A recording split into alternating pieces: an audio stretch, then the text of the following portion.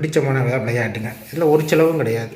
சரி, அனைவரும் பழகுவோம். அதே மாதிரி புத்தகங்கள் எழுதுங்க. நமக்கு தேவையான புத்தகங்களை நம்ம படித்ததை மறந்துடும்.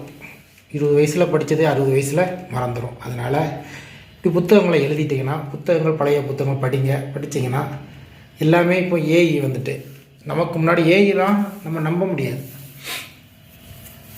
ஏஐக்கே நம்ம அதுக்கு இது தப்புன்னு சொல்ல வேண்டியிருக்கு. இந்த கலைகள்லாம் சயின்ஸு ஓகே, ஃபிசிக்ஸ் ஓகே, கெமிஸ்ட்ரிலாம் ஓகே. ஆனால் கலைகளை அதுக்கு தெரியாது.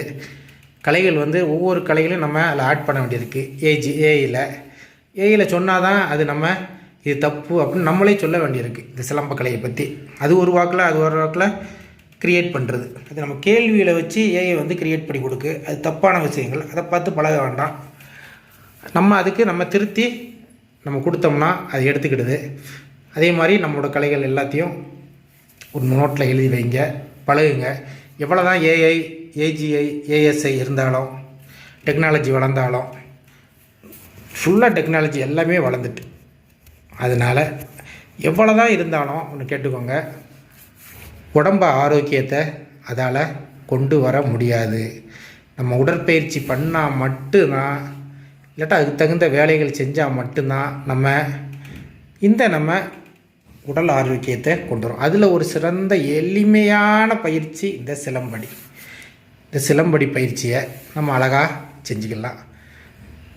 எந்த சிஸ்டத்தாலும் நம்ம உடலை ஆரோக்கியம், மனத ஆரோக்கியத்தை கொண்டு வர முடியாது. நம்மளாக இறங்கி தரையில் மண்ணில் இறங்கி விளையாண்டால் மட்டும்தான், இல்லாட்டா உடற்பயிற்சி அதுக்கு தகுந்த வேலை செஞ்சால் தான் நம்ம இந்த உடல் ஆரோக்கியத்தை கொண்டு வர முடியும். நிறைய பேர் இப்போ மறந்துக்கிட்டே வராங்க. எப்படி வேணாலும் உடம்பை ஏற்றிடலாம் அப்படின்ட்டு ஆரோக்கியமான எளிமையான சாப்பாடை வச்சு உடம்பை ஏற்ற வேண்டாம். ஆரோக்கியமான உணவை சாப்பிட்டு ஆரோக்கியமான உடல் இருந்தாலே போதுமானது.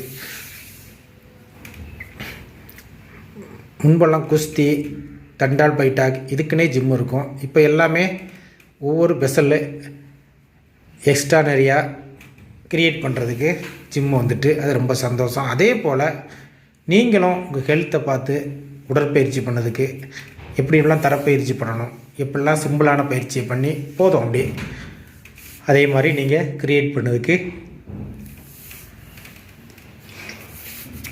உடம்பை தயார்படுத்துறதுக்கு பழகிக்கோங்க.